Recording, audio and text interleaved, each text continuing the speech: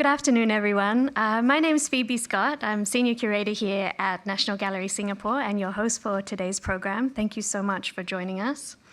So this is the inaugural lecture of our Distinguished Scholars Series, presented in partnership with the National University of Singapore. And we're thrilled to have Professor Homi K. Bhabha deliver the first lecture in this series. This program has been over 2 years in the making, so we're so excited to finally be able to have Professor here and this wonderful audience here with us in person. Professor Bhabha, really someone who needs no introduction, is the Anne F. Rothenberg Professor of Humanities at Harvard University. And his foundational work in the areas of critical theory and post-colonial studies is known and read throughout the world. As discussants for our lecture today, we're also delighted to welcome Professor Vinita Sinha and Professor Patrick Flores. Professor Sinha is based in the Department of Sociology and Anthropology at the National University of Singapore. She has published widely on a range of subjects, including the Hindu diaspora, sociological theory, and the sociology and anthropology of religion. Professor Flores has recently joined us as Deputy Director of Curatorial and Research here at National Gallery Singapore. Oh, what a lovely welcome. He's also Professor of Art History and Criticism in the Department of Art Studies at the University of the Philippines. I would also like to thank Professor Lionel Wee, Dean of the Faculty of Arts and Sciences at NUS, for being with us today, and he'll be offering some closing remarks to the program later on.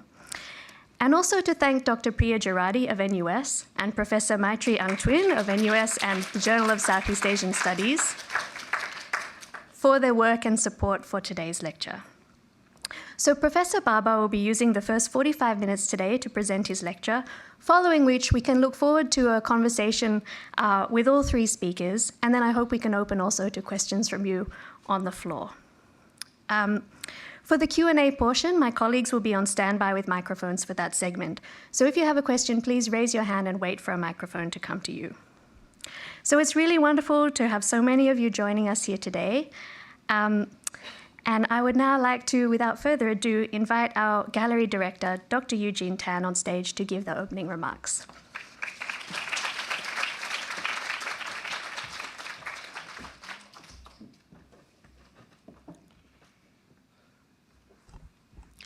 Well, good afternoon, everyone. It's so nice to see so many of you here this afternoon. Well, thank you for joining us for today's Reframing Art Histories Distinguished Scholars Series with Homi K. Bhabha.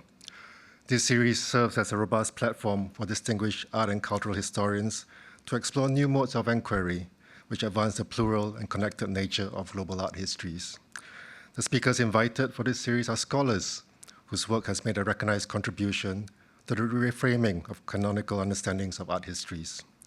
This might be either through the deployment of new critical approaches and methodologies, or by widening the ambit of art history's objects of inquiry to include previously excluded cultural forms and practices.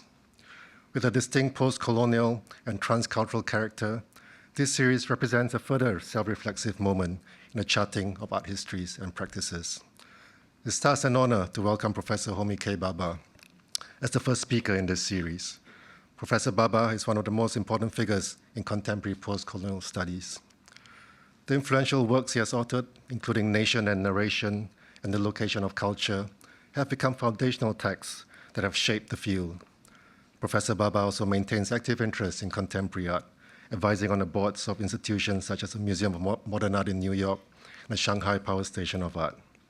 He also served on the jury of the 53rd Venice Biennial in 2009 and on jury of the Sharjah Biennial in 2018. In 2019, he was honored by the Institute of Contemporary Art in London for his work in studies of colonialism, post-colonialism, and globalization.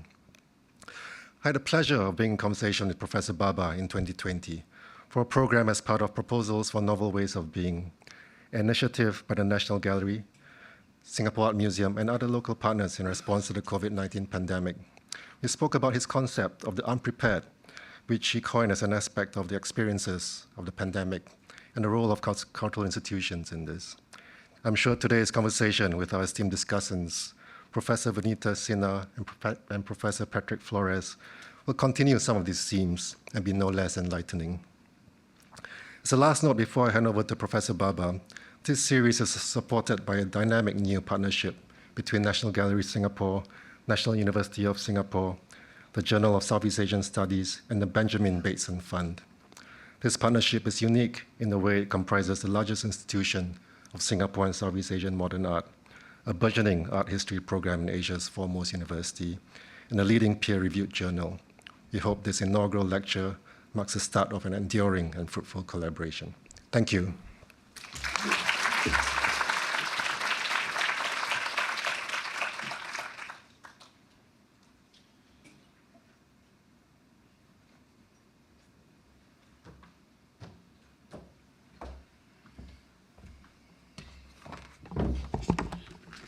Good afternoon to you all. Thank you so much for being here.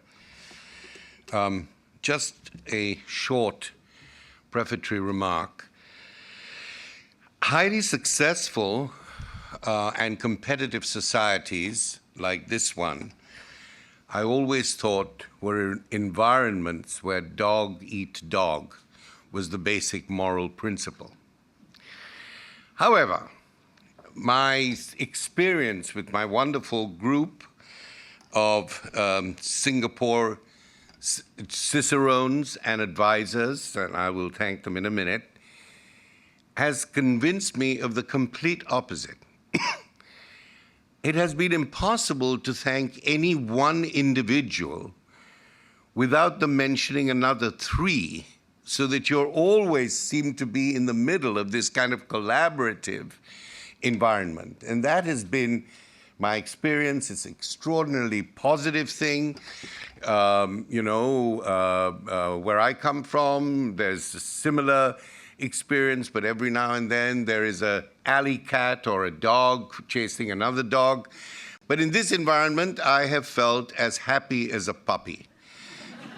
Now, it's never too good to feel too happy, but I am delighted to be here.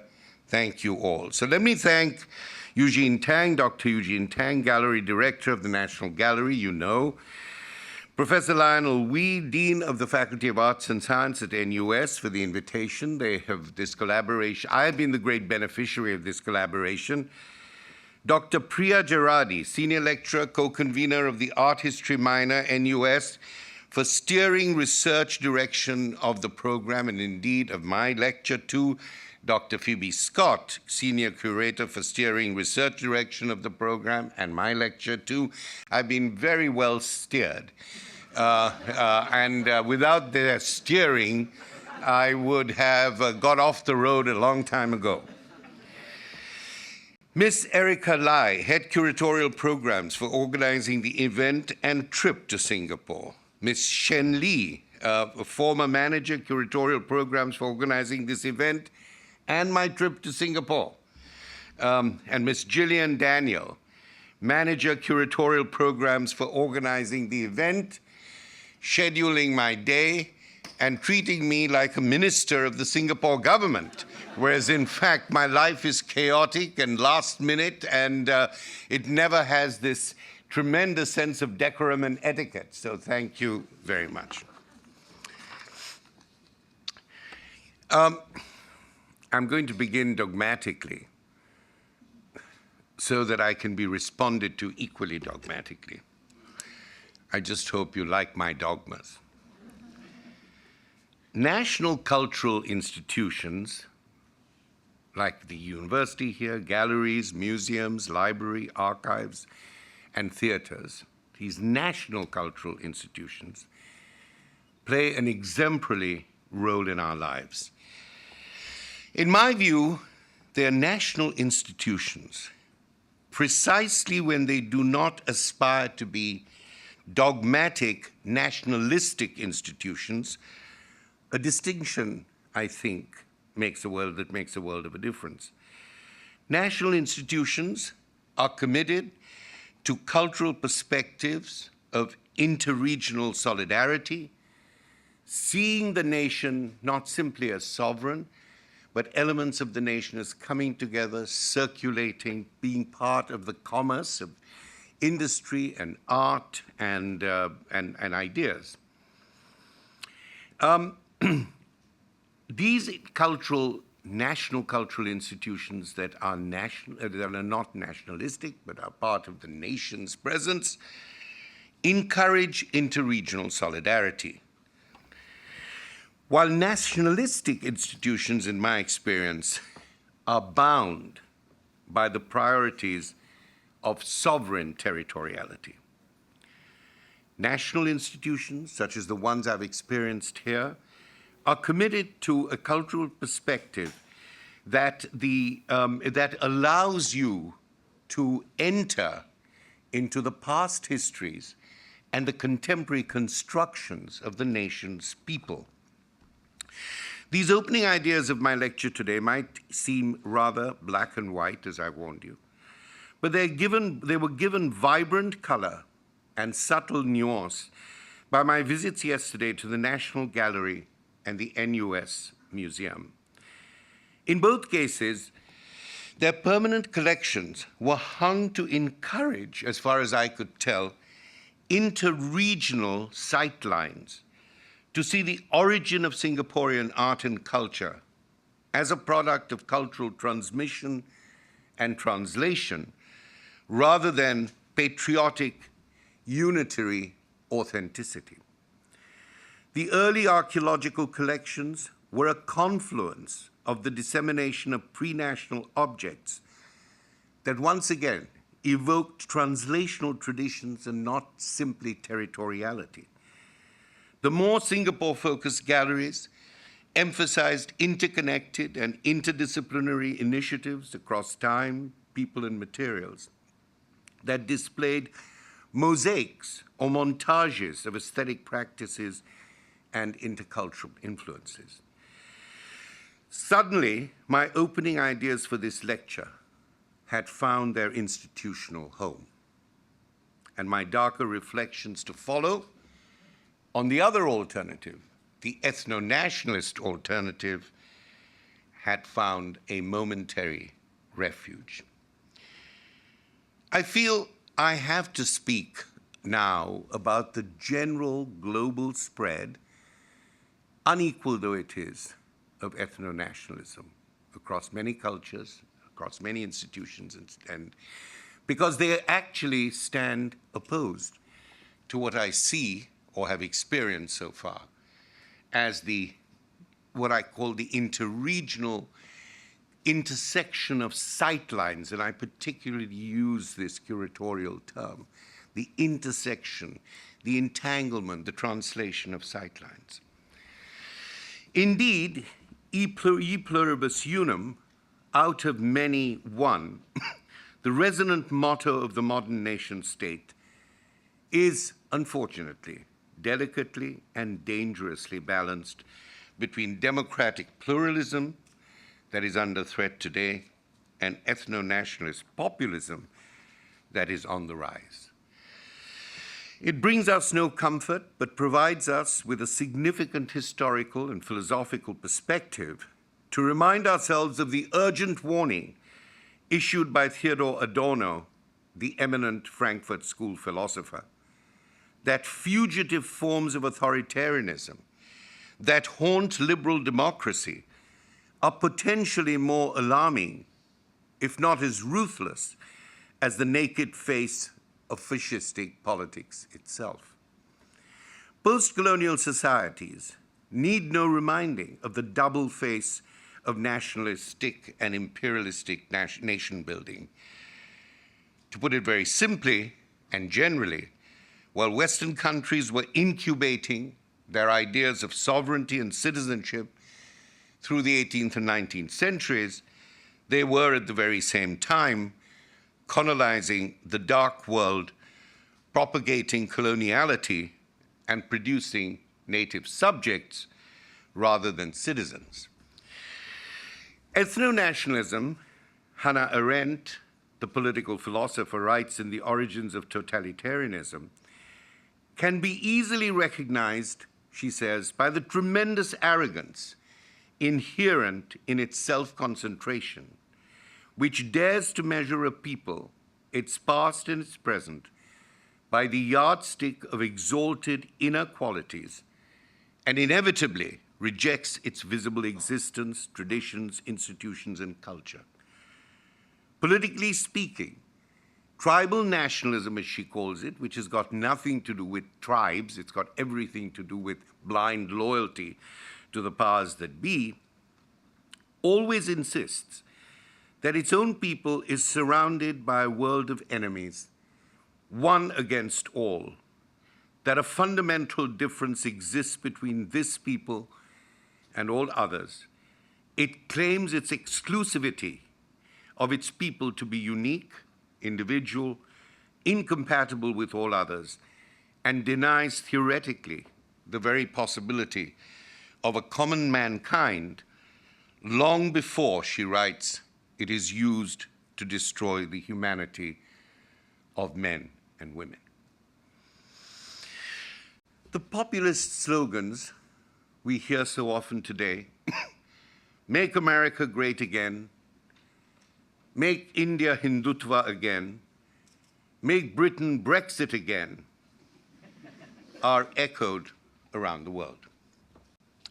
That deafening again and again and again in China, Russia, Iran, Israel, Turkey, Saudi Arabia, Trump's America, is a call to political atavism, a violent return and again to a politics of exclusion invoked by a rebarbative restitution of mangled myths of the ancestral purities of race, religion, language, gender hierarchies, and caste-class injustice.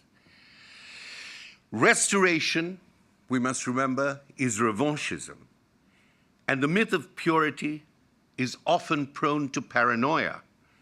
It eats into the country and the culture as much as it projects outward. That's the great danger. It destroys the inner wealth, the inner being. And we need to, but here, to understand this process, even briefly, we need the assistance of Dr. Freud, and who is such a specialist in the perverse passions of the political world we're in. Again, as an affective appeal to ethno-nationalism is what Freud has described in a very different context as a screen memory.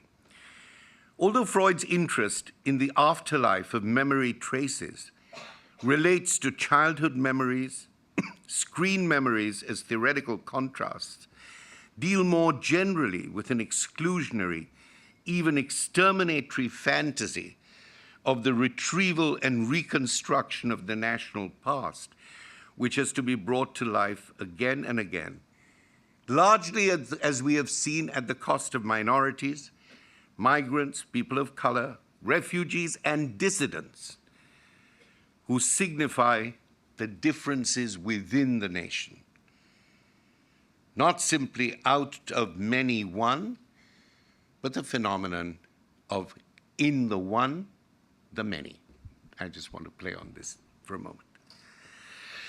The public paranoia of ethno-nationalists manifested in the call often to violence and violation is based, as we know, on conspiracy theories, QAnon, for instance, that fuel the affective affiliation of mobs wrecking national institutions in the interests of what they consider to be populist, ethno-nationalist patriotism.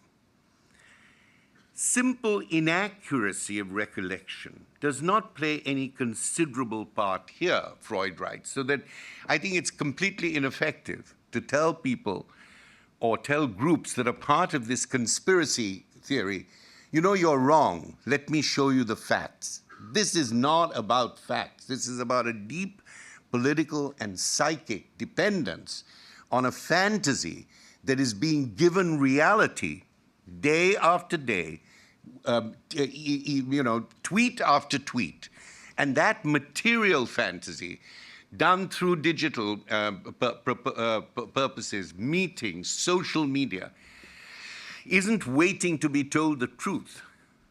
These conspiracy theories have the passion and affectivity because they absolutely want to disavow the truth. They want to protect themselves and live within that world and interpret the world in those means. As you know, after the election in the United States, there was a huge demonstration because people believed that rather like the sun god, on August the 14th or 15th, suddenly Trump would ascend to the presidentship and get to the White House. I mean, this was seriously believed. They had to, these are not jokes. People had to mobilize the police. There has to be a lot of surveillance. Not all of us like the surveillance, but there had to be. So I want us to think seriously about the link between ethno-nationalism and forms of conspiracist knowledge-making that then can filter through not only into societies, but also into our best national institutions, either because they want to protect themselves from it, or because there is a demand put upon them to take attention of this. So conspiracy theory I take very seriously. These are not lies, these are not stupidities, these are deep national psychic functions and responses. Freud explains simple inaccuracy of recollection, to tell somebody their memories are wrong, does not play any considerable part here. Close investigation shows rather that these falsifications of memory, tradition, or truth are tendentious. That is, they serve the purposes of repression and replacement. We may add revanchism of the kind we see, and a number of motives with no concern for historical accuracy had a part in forming them, as well as in the selection of these memories themselves. The invocation of again as a nationalist screen memory, again is, of course, always to say it was and it will happen, it is happening again. So the in-between historical ethical process is shrunk. So it's always that will come back. And the passion of it not coming back creates the force, the affectivity, the violence that we have seen. We just saw it in Brazil after the election. We saw it in the United States. In other countries, you don't see that violence because the army steps in at some point. So I just want you to give you a sense of something you know, but to illuminate some mechanisms as to how dangerous this is as a form of what Kant called public reason, the construction of what he also called public knowledge. I mean, this is something we cannot afford to ignore. And this, as I said earlier, corrodes, deeply corrodes, not only the national psyche, but can be a threat to national cultures and national cultural institutions. It is against the background of this particular fragility of democracy. I don't believe in all the kind of Eeyore stuff about the death of democracy. You know, they once talked about the death of the novel, after which major novels appeared and people paid millions of dollars of royalty for them. So I don't believe in these early obituaries, but I do believe that there is a fragility of democracy at the moment. And remember, whatever you think of him, Biden's speeches on his inaugural day and on times after that have often used this phrase, the fragility of democracy. I used it actually before, so, you know. This is not to reveal my support for Biden, which is measured, and so I'm not one of Biden's tribal Democrats. I just want to make that clear. It's against this background of fragility of democracy, the moment when, in our time, the plural motto, e pluribus unum, out of many one, turns often into the warlike populist slogan, as Hannah Arendt put it, the one against all, that I want to turn to my little knowledge of the Singapore story. My apologies in advance for being a non-native informant, an audacious homie come lately.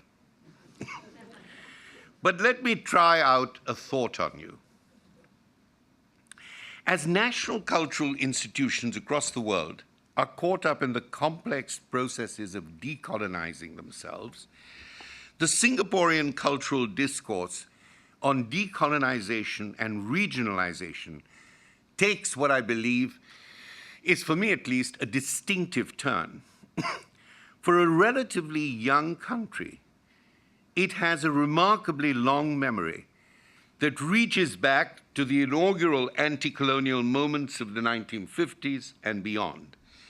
That, of course, the 50s, were very much the time of the spirit and idea of third world thinking, something that was itself violated by those who were part, in many places, of that third world spirit. But I want to return now, in the moment of globalization, to say what is retrievable from the 50s, what is retrievable from third world thinking as an ethical, as spiritual aspiration. There is an important temporal and political specificity to this discourse of decolonization as it unfolds, I believe, in the Singapore story.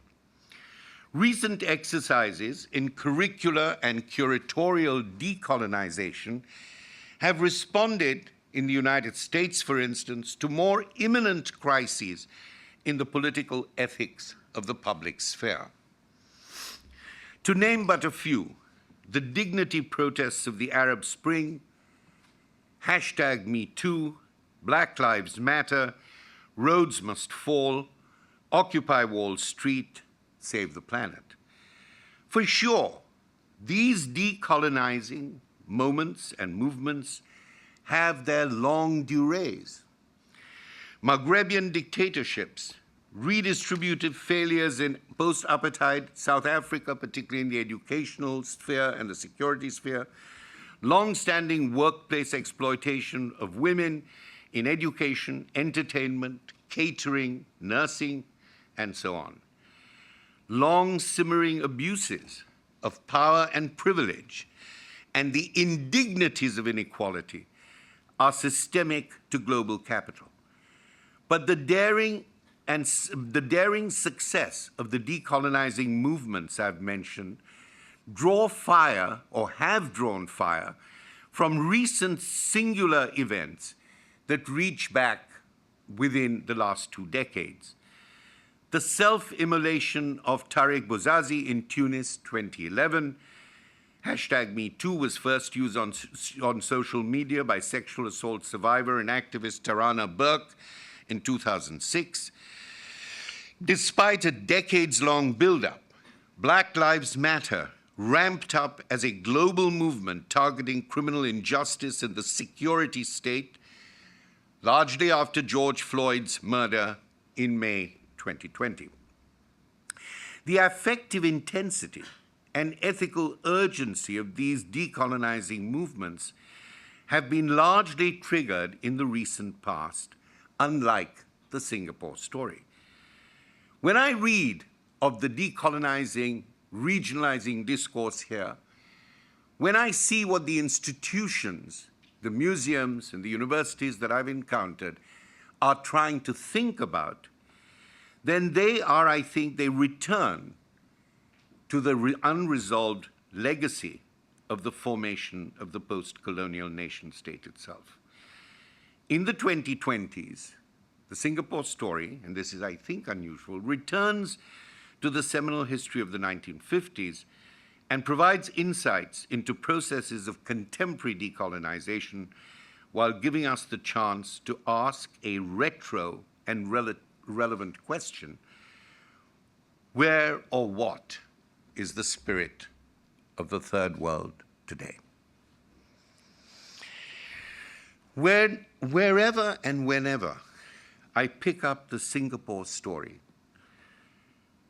on the back of a slightly oversweet Singapore sling, I encounter the ghost of Raffles. It is always an advantage, I believe, to encounter the ghosts of great white men, because then you can look through them rather than them having to look down at you. So ghosting is always a very interesting issue. In fact, as you remember, as you will no doubt remember, Derrida's book on Marx is all about the appearance of the ghost. And so ghosting is, this is a little bit of a joke, because I realize, as I've been told by many people, that nobody ever understands what I have to say, and it's always so difficult. So I thought I'd just throw this in, because ghosts are both lenses. They have this peculiar temporality. They're neither past nor are they present. They're revenants in the French, they're revenants. They come back again, they repeat, and by God, does the ghost of Raffles repeat every time I read something. And I don't think it's such a bad thing. I think it's a good thing, particularly to encounter, as I said, the great man theory of history as a ghost, rather than as a particular hallowed individual, because ghosts are also symptoms. Ghosts are also symptoms. They're symbols. They introduce into our discourse, our contemporary discourse, which we usually see as past, present, and future, a particular temporal knot or entanglement. Thinking about ghosting as a social, psychic, and political process is important. That's one of the reasons I talked about Freud. The unconscious, in a way, is a ghost machine.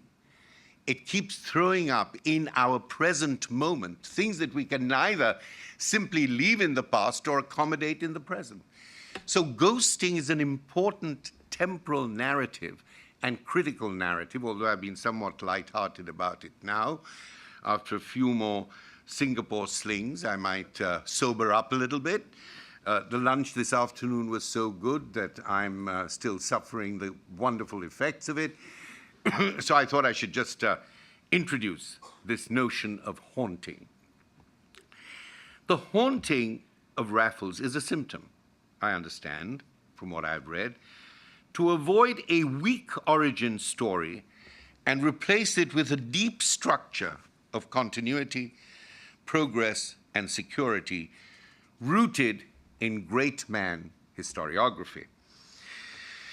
The recurrent appearance of Raffles' ghosts is associated with a legitimate, I think, disquiet about how far the shadow of great man theory of history falls on the strongman politics of history. And I think that's one of the concerns that keeps returning as I read it. As I say, I'm reading it as a translator, I'm reading between the lines, but that's what my reading against the grain seems to suggest to me, that there is this worry of, have we replaced the great man with the strong man philosophy of governance? Or to put it another way, how far behind is Singapore from what the excellent Philip Holden defines, and I quote, as the very different world that Rajaratnam and his followers envisaged in 1950. Here is Philip Holden's fairly representative view. It's not the dominant view, but it seemed to be representative amongst people that I read, who wanted to both be part of the national story without wanting to be part of the nationalistic story. So this is what he says. If the state has failed, the nation remains a reservoir of hope and offers the continual possibility of renewed political change. Yet, if the Singapore story on one level follows the standard narrative of decolonization and sees independence as a rupture with the past, it also, for more than most equivalent narratives, stresses continuities. Now, rupture within continuity. Welcome the ghost in Hamlet and welcome Raffles's ghost. You see, this is exactly the kind of temporality. There is both rupture and there is continuity. And the one overlaps the other. They're palimpsestic. They're not continuous. They're not teleological. The pledge's projective achievement of happiness, prosperity, and progress hints at a continuity with the colonial past. Thus, when Raffles's arrival is portrayed in popular Singapore history, it is seen not simply as a colonial occupation, but as an acknowledgement of certain forms of necessary modern rationality, town planning, good governance, a commitment for free trade, that the post-colonial nation-state would realize in the fullness of time.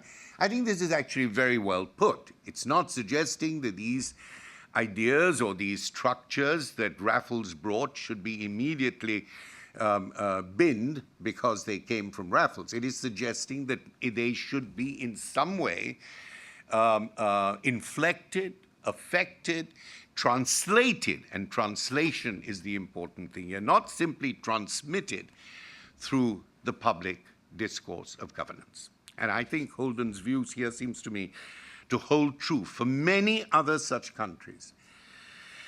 But I think, he goes on to say, there is a third possibility. Colonialism as a kind of scar tissue, partly healed, partly covered up, a site of generative contradiction that might be reflected on if we are to explore how to realize in a new way and a very different world some of the features of that new society that Rajaratnam and others envisioned in 1959. Now, such anomalies in art, contradictions in history, and ambivalences in everyday life represent not failure, but critique. Not passivity, but disappointed hope, rather than the existential death of political purpose. Disappointed hope is not a sense of failure or futility. It is an energetic impetus to agency. The term comes from Ernest Bloch, who argues that disappointed hope is an activity of persistence and survival, not perfection and punctuality. And therefore, he writes, hope must be unconditionally disappointable, first because it is open in a forward direction, in which there is contingency, in which we do not know how structures will move, how the world will change. But it is also open in a future-oriented direction. Disappointed hope does not address itself to that which already exists. So there is no presentism or passivity. For this reason, hope, while actually in a state of suspension, because what you hope for is always suspended, you know, and that's the ghost of Raffles is also in its own way now a suspended hope. 14 Rajaratnam is also in suspended. So we will see what can we return, or can we never return, but we have to redirect, retranslate those moments of post-colonial hope. And very interestingly, disappointed hope, Ernest Bloch says, incorporates the element of chance, without which there can be nothing new. Chance as well as risk. And of course, this notion of disappointed hope I have found extremely important in trying to think of situations and commitments, political, cultural, aesthetic, where you want to see another transformative or translational term, but you do not want to keep saying, just do better, which is the most unhelpful thing you can say to anybody. I hate this paper you've just written. Next time, just do better. Nobody knows what it means. And this debate on disappointed hope, which is part of a conversation between Ernest Bloch and Theodor Adorno, I think is extraordinarily important for our times. There is a wonderful lyric that Toni Morrison wrote called Whose Home is this. And I've written about it, and I was there at its first performance. It was one of the most moving moments. But what it says, and I'm not going to sing it, but I'm just going to pause a few moments. It says, it's written, of course, in Toni Morrison's voice. It's written with the disappointed hope of the African American community and other once enslaved peoples, once minoritized, marginalized peoples. Toni Morrison spoke to a very large constituency of those people. And what she says, it starts with the line, whose home is this? It is not mine. I had one much prettier, with lakes and trees, da da da da da da da. It ends with saying, this is not my home. But why does my key fit the lock? Do you see? That's exactly the same thread of, in my view, sustained and sustaining thinking in James Baldwin. I cannot solve my problem as an African American by thinking simply of Pan-American brotherhood with all other Africans. I have to duke it out, not his words, mine.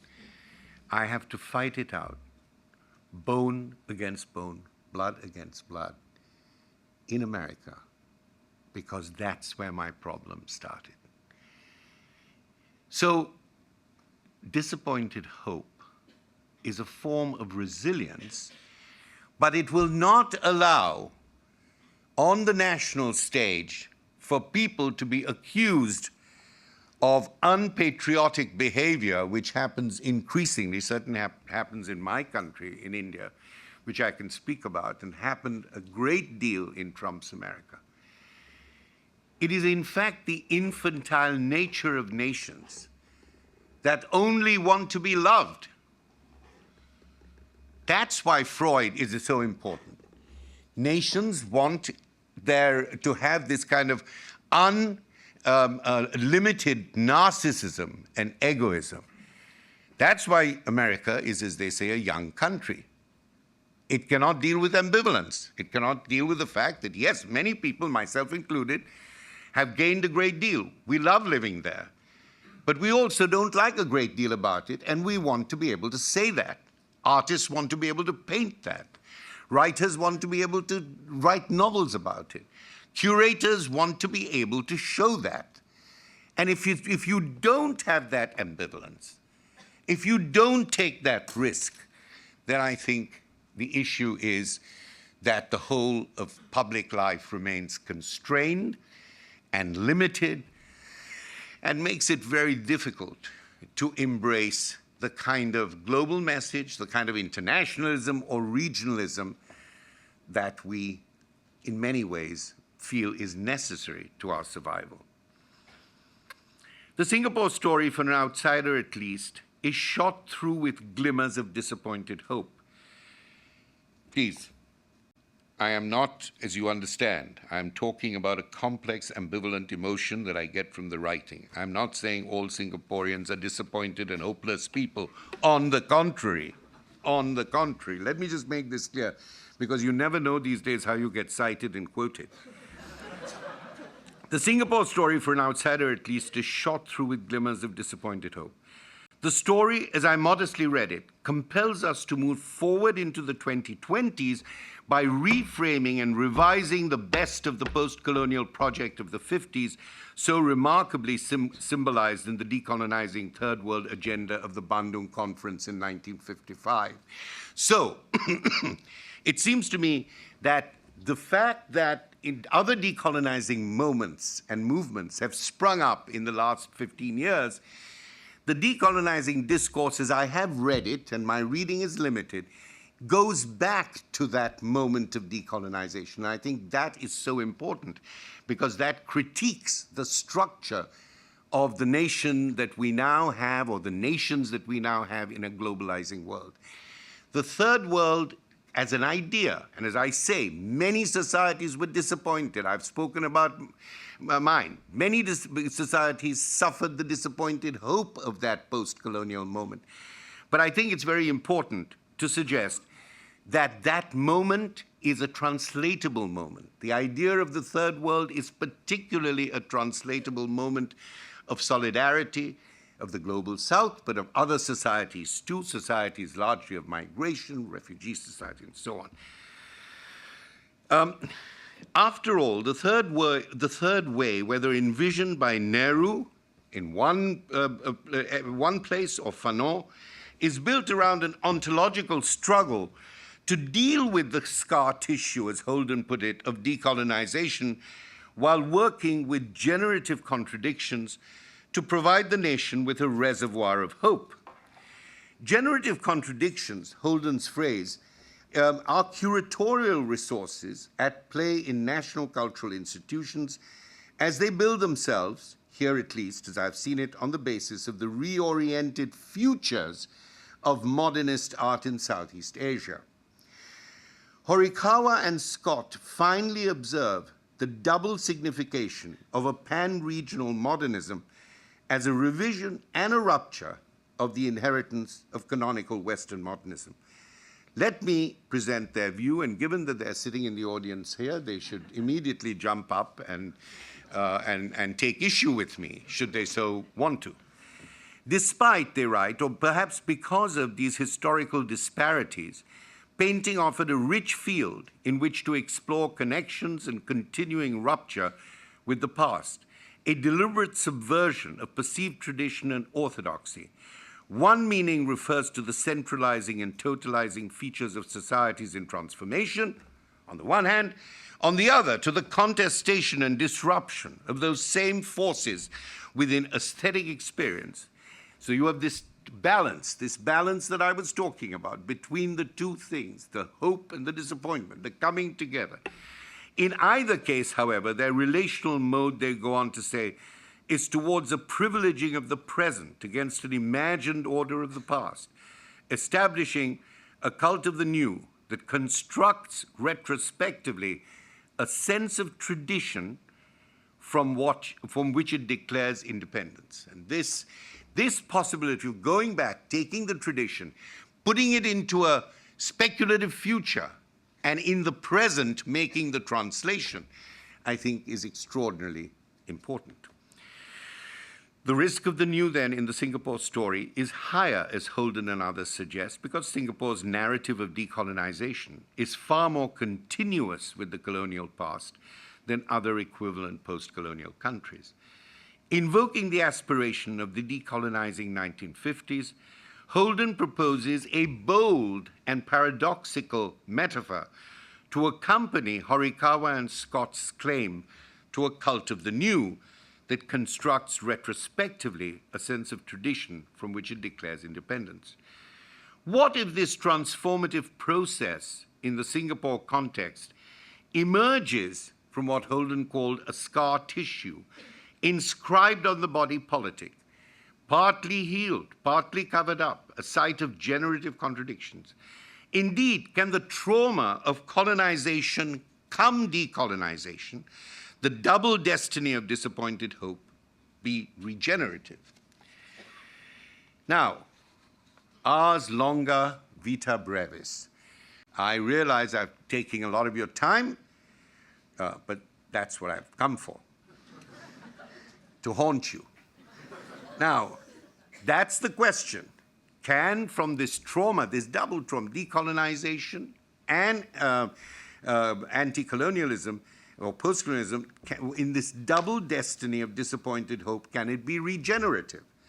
Now, there is a quick plaster cast answer to this difficult question. Slide 1, please. Here. Shilpa Gupta. Art as a way of cutting to the chase. A week ago in Bombay, I visited the studio of Shilpa Gupta, who has been commissioned by the National Gallery of Singapore to do a major work for the Terrace, where Antony Gormley's work stands at the moment. In the corner of a studio, as we were going up and down and looked, she was talking to me about her other works, an assistant was carefully sandpapering a maquette that intrigued me in the spirit both of generative contradictions and scar tissues. Why? Because there is this contradiction of the two bodies, and I'm of continually wrestling unstoppable with these two destinies that I've been talking about, the destiny of regeneration and the destiny of memorial trauma, and these layered experiences. And I'm assuming that that one head from which these two bodies emerge must be full of scar tissue by now. I think it's inevitable. Two restless wrestling bodies, limbs flying apart with the energy of sumo wrestlers sketched by Isha, emerging from the same bruised and burdened head. The ghost of Raffles in contorted contradiction with the ghost of Rajaratnam? I don't know, you tell me.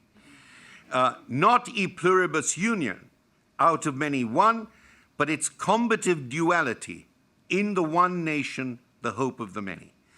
Without the scar tissue that marks the one head on which the burden of the necessary struggle for democratic pluralism in a post-colonial world rests, there can be no generative contradictions, no cult of the new that constructs retrospectively a sense of tradition from which it declares independence, no disappointed hope with which to confront the risk of the new and the fate of the future. Now, I saw this last week in Bandra, Bombay, in the studio. I must say it was quite diminutive compared to this figure. But yesterday, at the University of at the gallery of the National University of Singapore, suddenly in the way in which art can completely surprise you, I saw a 1994 work called Acrobat by Ng Eng Teng. I should have had the slide, but you know, I've been writing the paper on the run while talking to people. But if you had the slide, you can really see it's, of course, an inversion. There is the one head in the middle, and then there are two bodies. Or there's this one space in the middle, and there are these two connected bodies. And I was actually, I wondered whether Shilpa knew that, and I thought it was such a remarkable coincidence, and maybe now you can make an unturndownable offer, a huge endowment to the university, the National University of Singapore Gallery. I hope, Eugene, you're listening here carefully. And at least have a long loan, if not a gift. That's my hope, and I'm sure you won't disappoint me. Post-colonial newness cannot erase the colonial past, its extractive and exploitative economies, its imposition of racialized moral economies, the slings of collective oppression, the arrows of individual indignity. These wounded psychic memories and broken material histories have to be sutured without cosmetic laser surgery that suppresses the ongoing ethical and aesthetic struggles of decolonization in the 1950s as in the 2020s. The image of the scar tissue represents a complex, layered structure of times past and history's future. It is not a pessimistic image. It is an image of disappointed hope in that sense in which I've explored it. In Singapore, colonization leaves a scar. Japan leaves a scar. Malaysia leaves a scar. These scars don't simply come and go. They're deeply layered into the skin and the psyche of the body politic. And as the body moves, these scars move with it. As the skin grows, these scars grow within it. That continued struggle may be embodied in Shilpa's ever-mobile wrestling bodies of the nation, and this is a predicament that most countries, I think, are caught in at the moment. Scars over time may not be debilitating, but they are decisive because each scar is part of a constellation that, like the stars themselves, may at one night be more visible then another, that emerged from great distances with a light just as bright. All this started because as I was writing it this morning, I was rather thinking of star and scar together.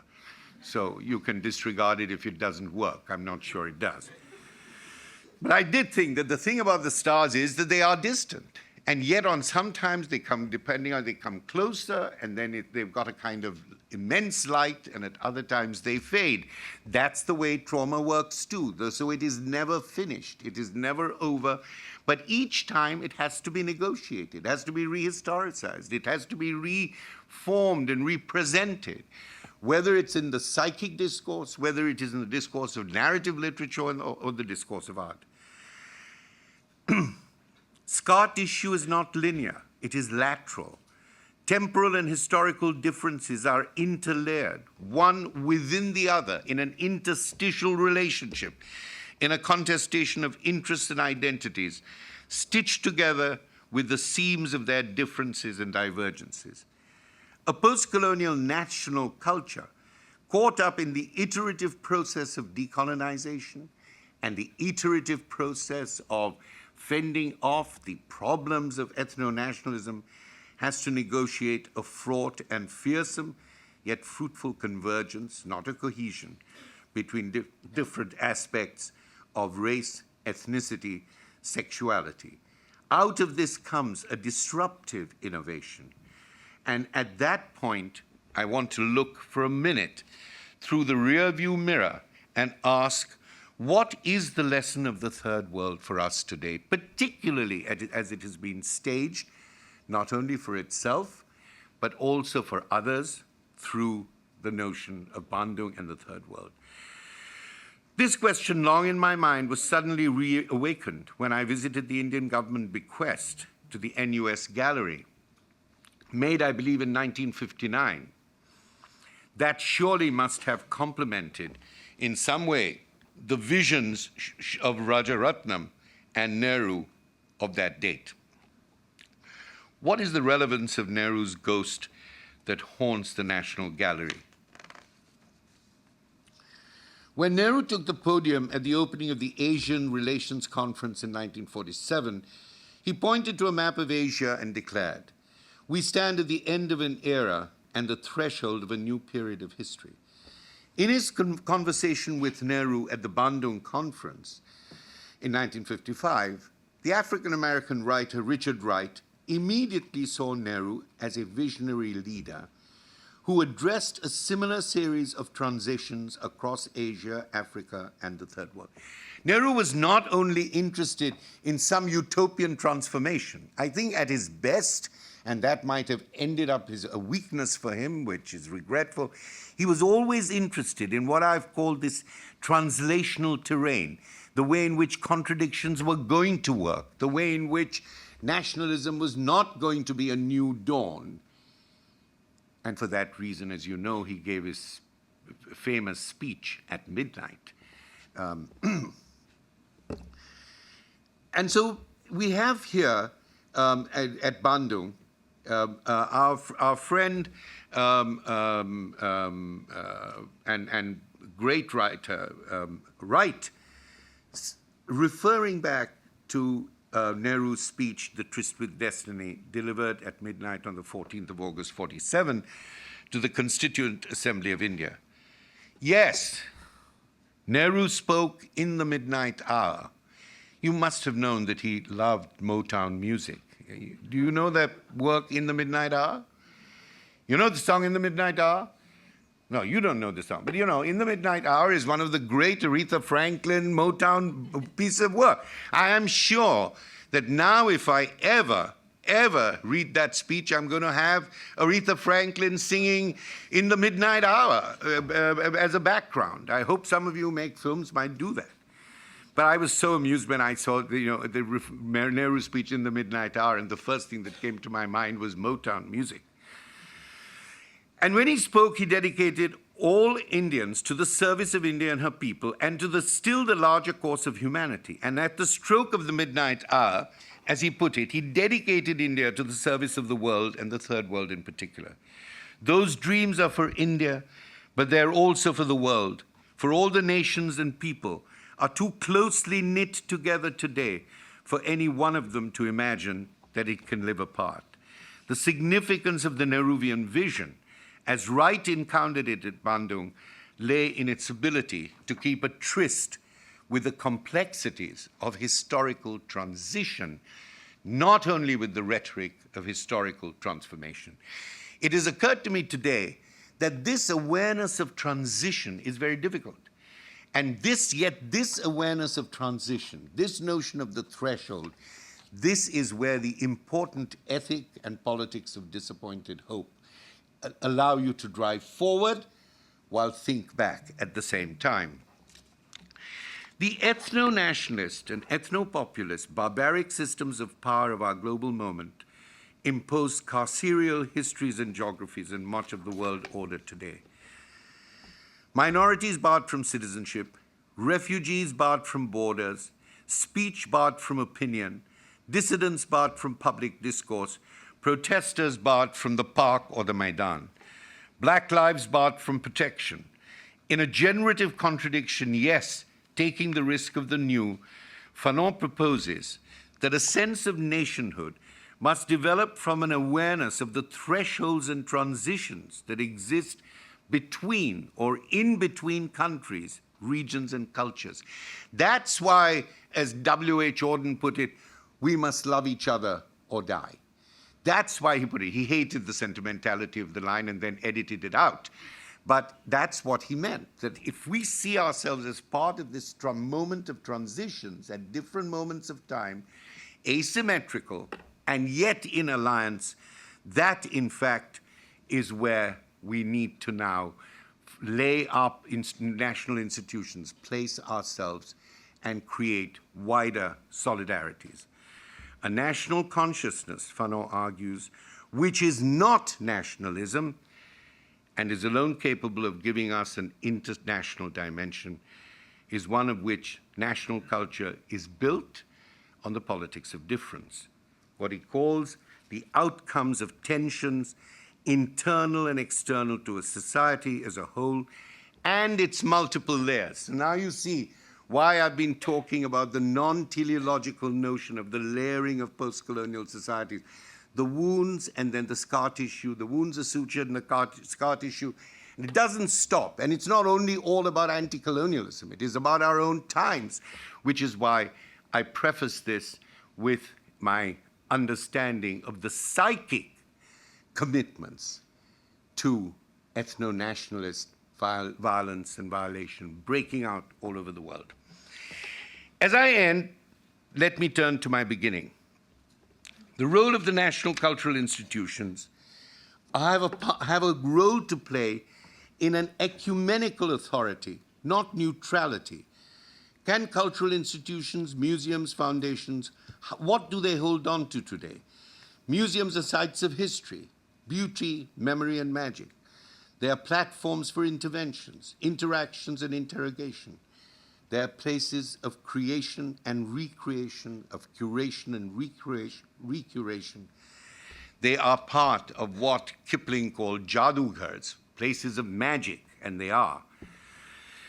And as am I right in suggesting that across the wide hybrid taxonomy of museum kind, encyclopedic, modern, contemporary museums of mankind, craft museums, what makes strangeness and magic possible in the curatorial art, committed to transition and translation, is the ethical invitation to the foreign, the offer of hospitality to the strange. And if you go back, I gave the Kumaraswamy lecture a couple of years ago, and Kumaraswamy is very concerned about this particular form of curatorship, which was the protection of the foreign object, the remnant, the broken object, the undated object. From this narrative perspective, I want to talk more, not so much about I want to mention this concept, it's too long to go into now, but about the museum as a jurisdiction. The museum is as an institution of jurisdictions. Jurisdiction has two components. Juris is the spatial demarcation of a place or of a region. Dictio is a mode of narrative representation. that defines this place. So museums, I would like to start thinking about them more, have jurisdictions, which is much wider than territories or sovereignties. And artwork always lives at the edge of our experience and the limits of our understanding. Beauty often shocks us, and innovation shatters our frames of mind. The work of art occupies a space in which access to meaning can be blocked, delayed, or displaced at one point in time, and suddenly, like that distant star or the scar, revealing itself in another place with clarity and luminosity. Where do we stand as academics, artists, curators, critics in these displaced and delayed jurisdictions for which we must still take responsibility? I've made some effort today to respond to some of these questions. These debates and discussions will go on, and we will return to them together before too long, I hope. But in this very last moment, let all discussion end as we enter the museum itself and stand before a great painting, just looking and learning and crying just a little bit at the beauty of it all and thinking just little bit of disappointed hope of it all. It is a museum poem. Many of you will know it, but like the wondrous strangeness of great art, it is difficult to remember, like all great art, because it is impossible to forget. Can we have the slide, please?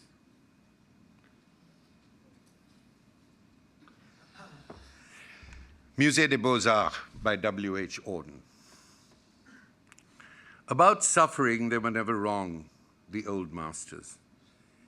How well they understood its human position, how it takes place while someone else is eating or opening a window or just walking along dully. How, when the aged are reverently and passionately waiting for the miraculous birth, there always must be children who did not especially want it to happen, skating on a pond at the edge of the wood. In Bruegel's Icarus, for instance, how everything turns away quite leisurely from the disaster. Icarus, just these two flailing feet. In Bruegel's Icarus, for instance, how everything turns away quite leisurely from the disaster. The plowman may have heard the splash, the forsaken cry, but for him it was not an important failure. The sun shone as it had to on the white legs, disappearing to the green water, and the expensive, delicate ship that must have seen something amazing, a boy falling out of the sky, had somewhere to get to and sailed calmly on. Disappointed hope? Thank you very much.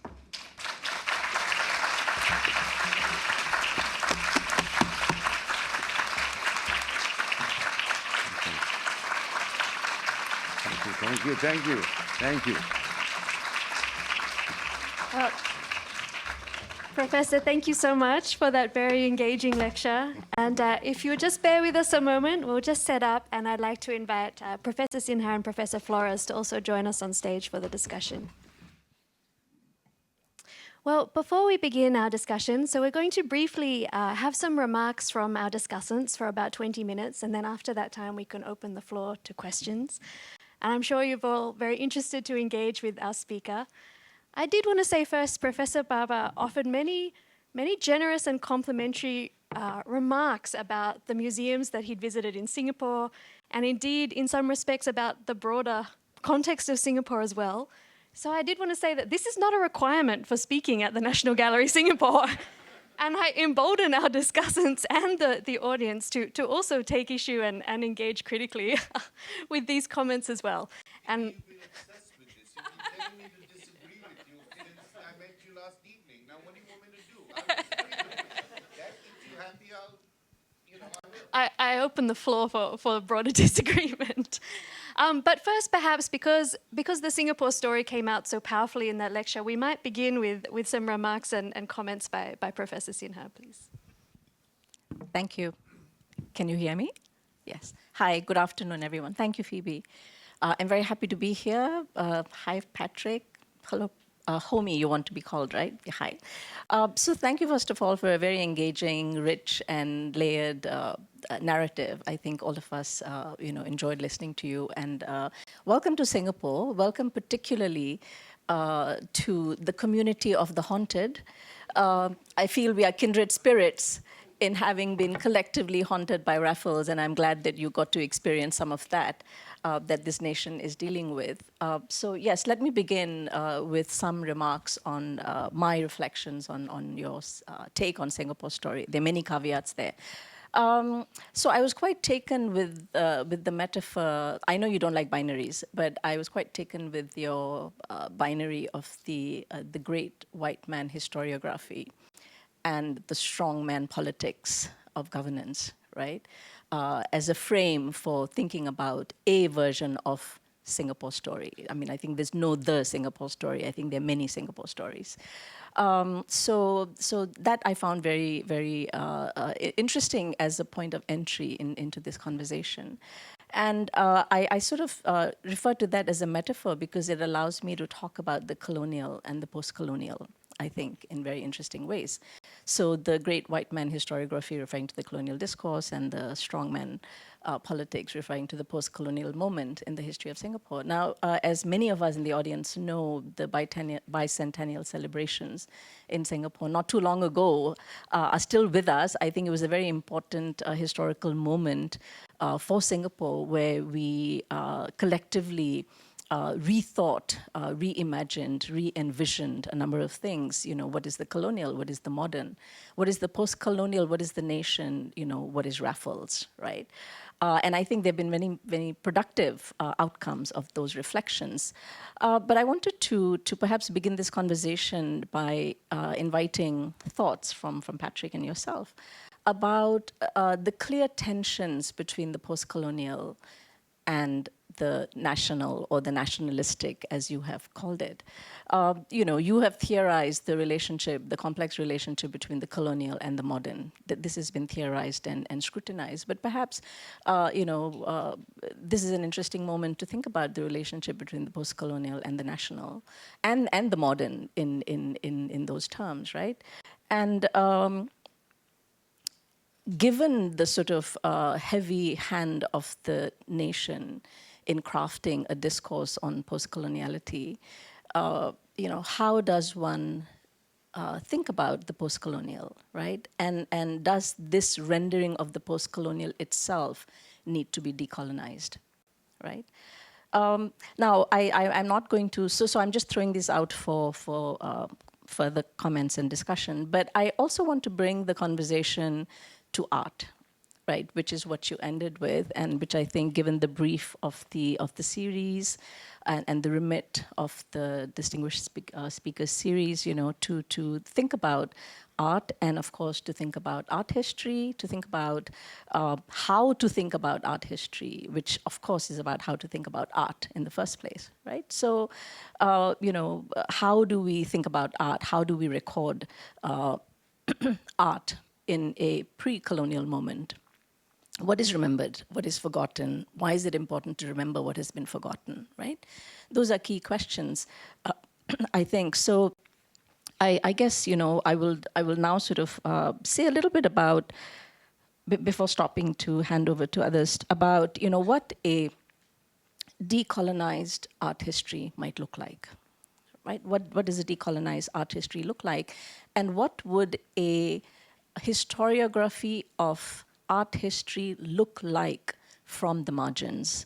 I know you also disavow the distinction between center and periphery and margins, but there is a margin, there is a periphery.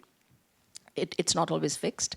Neither is the center always fixed. But what would a historiography of art history look like, written from the composed, curated from the margins, right? and I guess to add to that, a couple of other questions about, who would be the agents of such a project of decolonizing art history? Where does this happen, right? And this raises the bigger question for me about what is the space of art for? Right? I mean, in the colonial period, the space of art was a site of cultural domination, but at the same time, it was also a site where anti-colonial struggles and protests were reflected, which is precisely why colonial authorities had an interest in regulating and censoring and moderating this domain. So, in a contemporary post-colonial moment that we are living, what is the space of art for? What can the space of art be? Maybe I'll just stop with those thoughts for now, and I look forward to hearing Patrick and Homi. Thank you. Thank you, Vinita, for that. I'll just pick up on what Vinita has said. It was a very textured lecture. Homi, I was furiously writing on hotel stationery to record my thoughts, and I thought my response is equivalent. This has been nagging me for quite a while. This difference between the post-colonial and the decolonial. Yeah, the decolonial is quite intensely appropriated as a term in recent time, but your work has greatly invested in the idea of the post-colonial. So I'm quite curious how you negotiate the shift in register from the post-colonial to the decolonial. It seems to me, and this is my speculation, that the post-colonial is greatly invested in entanglement, in imbrication, and also, for me, in intrication, as opposed to the decolonial investment in extrication or refusal or rupture and trauma between the post-colonial translatability and the decolonial teleology. So I don't know if that heuristic binarism holds, but for me that's something that guides me as I negotiate through the terms. For now, I think there should be a double movement, a simultaneity between post-colonial and decolonial, that it couldn't be one or the other. It should be both, I think, at the same time. I don't know if it's the right thing to do, but the locus, I think, is in the relationality which you emphasized, and your tropes are interesting, very instructive, the scar tissue and the star. No? So I'm interested in those tropes, but I'm also interested, Homi, in method. Just like what Vinita has said, the method of writing historiography, the method of curating with this, things in mind. So how do you annotate curatorially or historiography, in terms of historiography, this kind of threshold thinking? I think you used that in one of your articles, the threshold thinking, which comes out of your reflection on the third world. No? So do we abandon critique? Is critique still the privileged mode of writing? Is it melancholy? What is it? So this is my, this is where my threshold is, at the moment. Yeah, thank you. Thank you both very much. I've spoken so much that I was hoping that now you would move past what I'd said and just in a way I hope we will move past it. These are remarkably acute and important questions. I can only do so much, but let me just make a short movement. I think that I would say that I'm very against this idea that critique is dead. As soon as you say that, you produce a kind of passivity. Forget, whether you produce a political neutrality, which is fine if you want to do that, but I think you produce a passivity and you really neglect the ethics of interpretation. Because interpretation is not just hermeneutic, interpretation is not just philological. Those are very, very important parts of interpretational competence. But interpretation is, and certainly I'm talking about the humanities, generally the field we are all talking about is an ethical practice. Because the interpretational moment is ethical in two senses. One, in that interpretation, whether it is in responding to a text, whether it's responding in court to a witness, whether it's responding to an interlocutor, has always got this double inscription in it. It is always not only for oneself what you think, but how you think the other, the text or whatever, the right, would look back at you from the act of interpretation. You see, so it's always to be ethical in that sense. It is also ethical in the sense that when we interpret, we just don't explore meaning. What we do is, in interpretation, every moment of it, I think, is a value-laden activity. It's a value-laden activity. We're thinking about ourselves and where we stand, about our education, our pedagogy, how we relate to the work. I mean, in that question of interpretation starts right at the point at which either you're given a text to read or you choose that text, or given a piece of artwork or not. So I think interpretation is enormously ethically important. And therefore, I want to suggest that what I've been saying today around the importance of the transitional, and the transitional, of course, is not something you say, oh, in 1932 was a transitional moment. There's a certain kind of historiography in which you do that. I'm not saying that. I'm saying all these interpretational modes that ascribe time or space to meaning or events, you in a way construct a lens. It is an artifice. It's not there. So I'm saying people tend to want to look teleologically and, or in one way, or to look holistically in order to create valuable meaning. I'm saying it's as important to cut things up and to look at a transition, to make a lens and a telescope on not only on the transformative, but on the very slow moment, the moment that you might miss, the thread that might be broken in weaving the longer thread. So transition is a kind of artifice of understanding and reading. It's not out there in the world, so you can't gain priority for it. So I think that the notion of the transition and the notion of disappointed hope are what I would say to you today is, for me, methodologically, and for me the method is always also a formal history, but it's also a moral history, an ethical history, and therefore a political one. So I would say these are the two things that at least I brought to the table. I brought to the table today. Related to them, of course, is my interest in translation, and not only linguistic translation, but cultural translation. I had a whole passage about the Benjamin's notion of translation and the archaeological things that I saw at the University Museum yesterday. That archaeological space I was taken to, and it worked really quite well because those fragments were a prehistorical, non-human, as it were, representation in terms of broken fragments.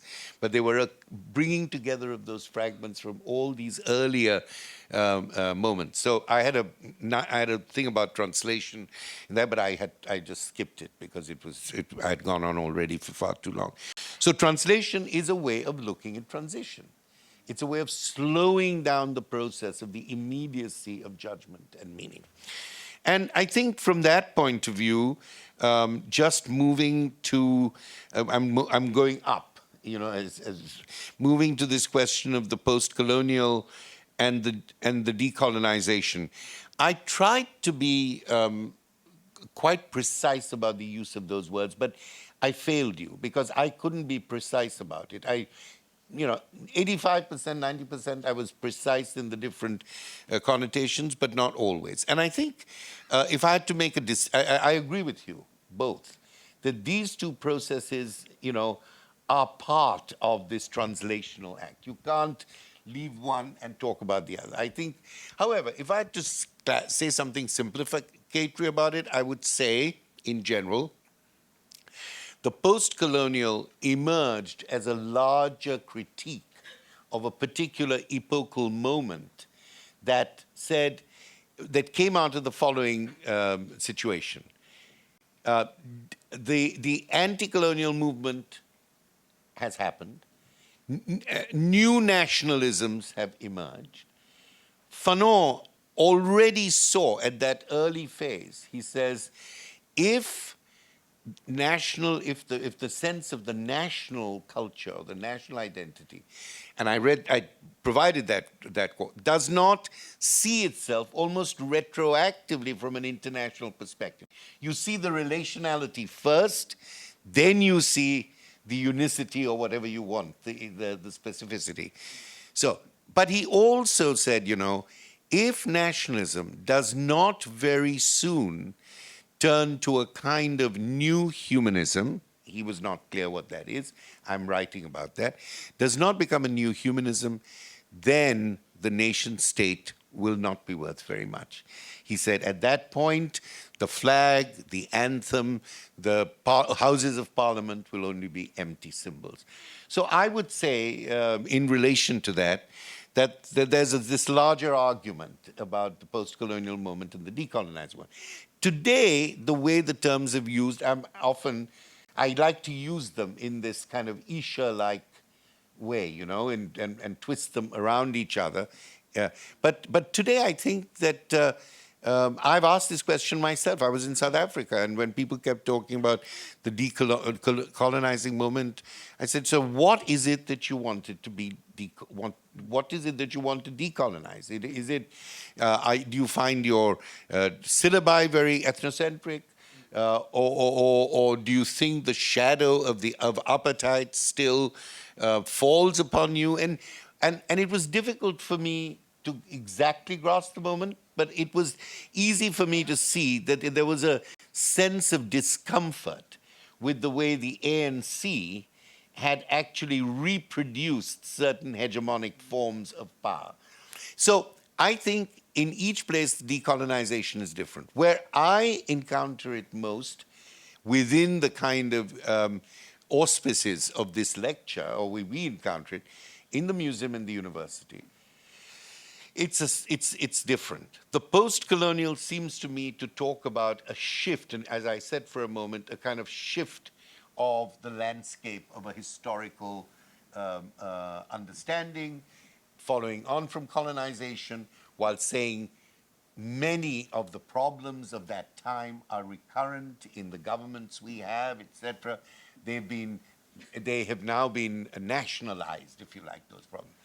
I think the word decolonization, certainly in the United States and in England and South Africa, has also been all references those movements that I talked about. Black Lives Matter, #MeToo, Arab Spring. It's something to do with the culture of politics and the language of politics, not simply with the structure of politics. It's to do with the structure of power, but it is not identifiable with a party or something like that. But I think it's very specific demands for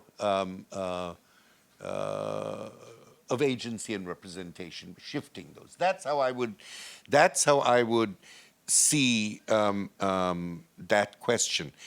Now, finally, the very important question, which I tried to demonstrate in the doing of, rather than in the laying down of, is how a new art historiography, a decolonized or indeed post-colonial art historiography, what would it look like?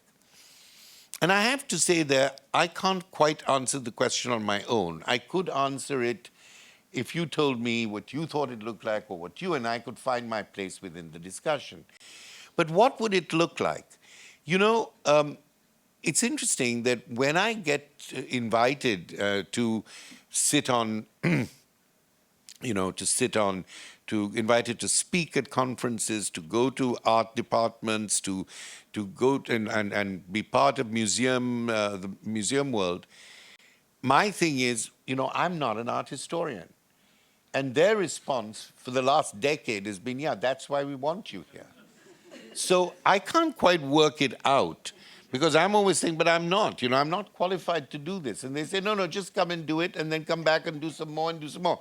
So I think that art history or art historiography is going to become a much more montaged discipline.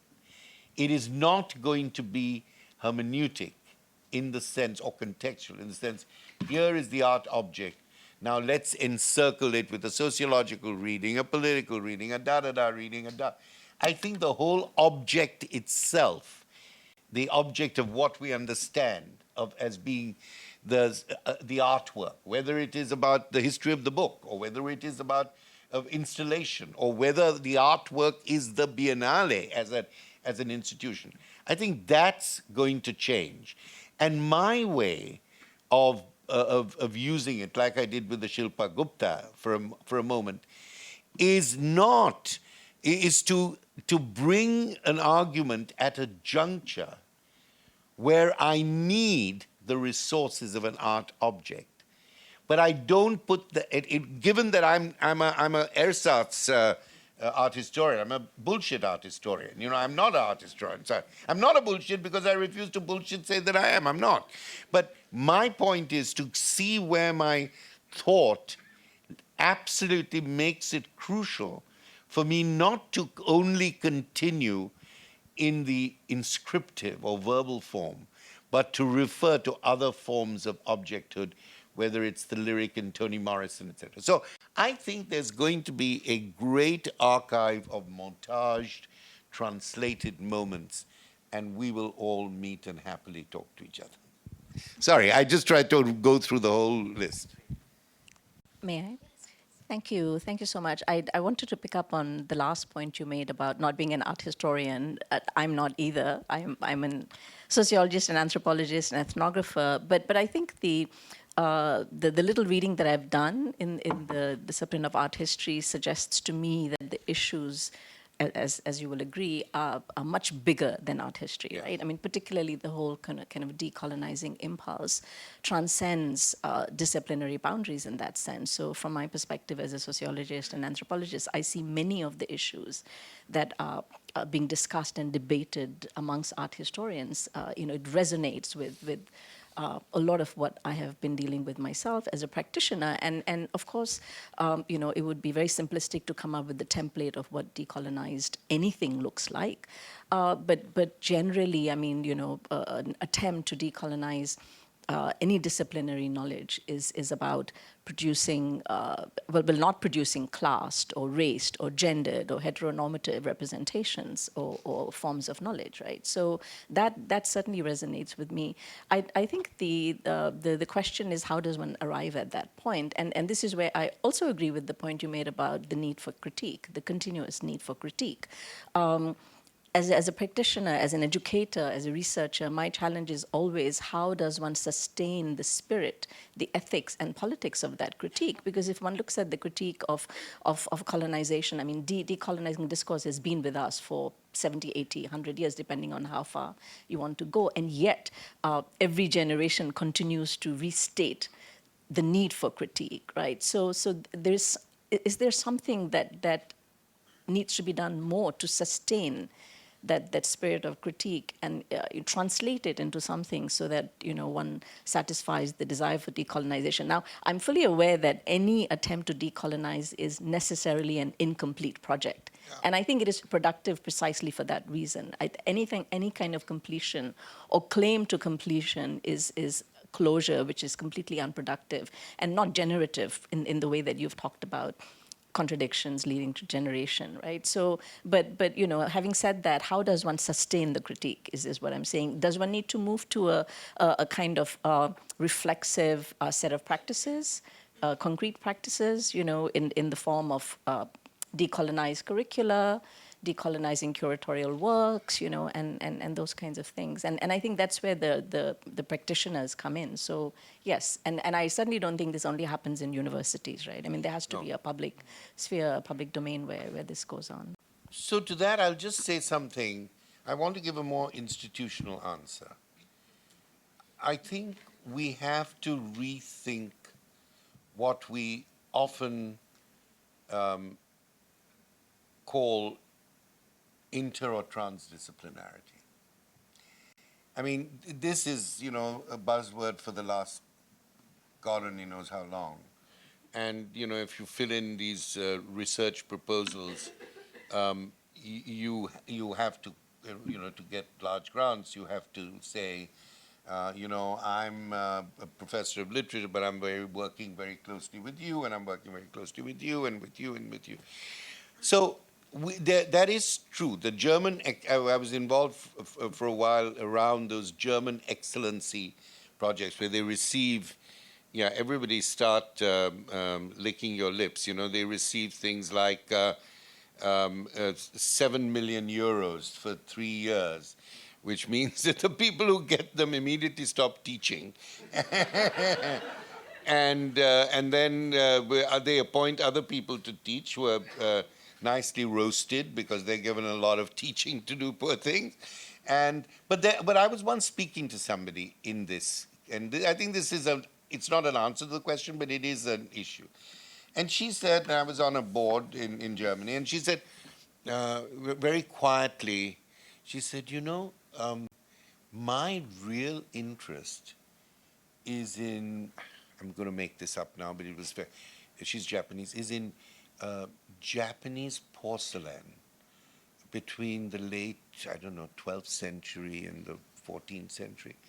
Now that I'm in this excellency project, I don't know what I'm doing because I'm supposed to be transdisciplinary all the time. I just don't know. She said, I've lost that. So I think we have to find a grittier form and I think the way of what we might call transdisciplinary, and I genuinely think that if we institutionally restructured ourselves around notions of translation, we would be in a much better way to break down disciplinary boundaries and disciplinary institutions, which are very important in this kind of continuing critique, at least in the, you know, because then, you know, you have committees, tenure committees say, I don't know where this comes from, this is not mine, this is not yours, this is nobody's.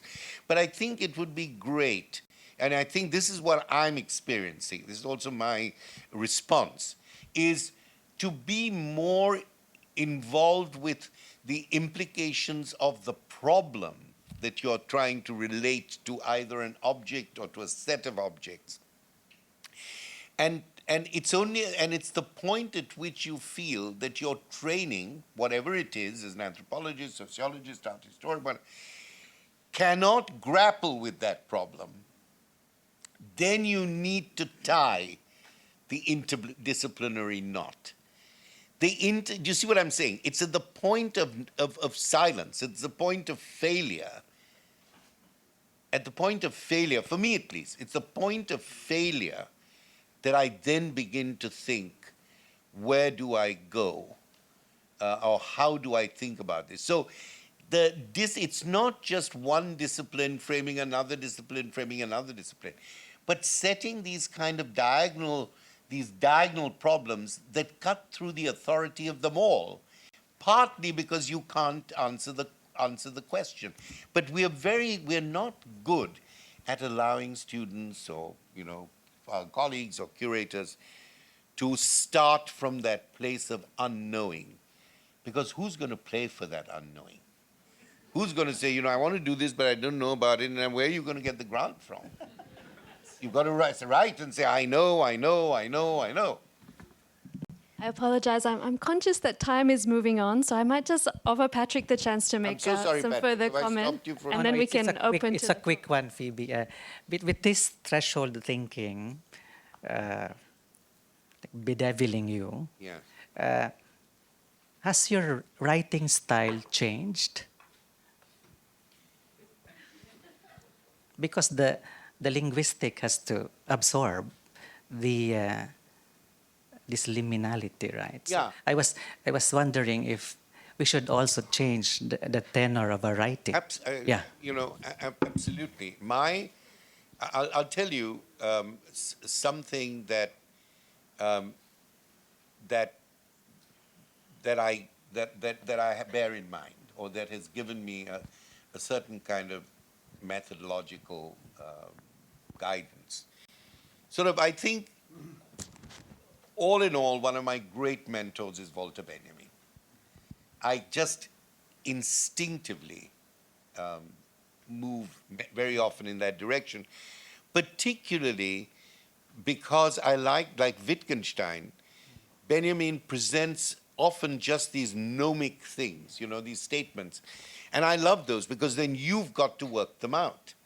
And so that's the kind of thing I like. I don't want to be told, in 3,500 pages, all the rules of deconstruction. That bores me. I want to take things that make me then want to work out something. And bearing that in mind, there are two things that I carry with me, like a handkerchief, to wipe my brow when I can't think. One, his notion in the Arcades project, the idea, and also in the essay on photography, the idea that things exceed to legibility at a certain time, whether it's in a painting or whether it's, things become legible at a certain time, and the time at which they become legible, right? And there are many reasons for this legibility. There's something in your historical moment, there's something political, there's something cultural, there's something decolonizing which draws your... At that moment of legibility, when something exceeds to legibility, which means it's a provisionality, it's not about perfectibility, it's not about professional competence. At that moment is the moment to rethink its relevance to what he calls the now. So it's not, is it in the painting or is it not? Is it in the book or is it not? That's, you can't ask that question really. Because you bring to it that crisis of meaning. You bring to it its legibility. By you, I don't mean me. I mean the society in which you live, the institutions in which you...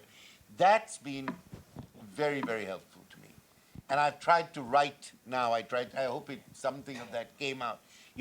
At the point of impossibility, then bring something out. Don't just put a whole background around it so that the thrill of it, the intellectual thrill, is gone.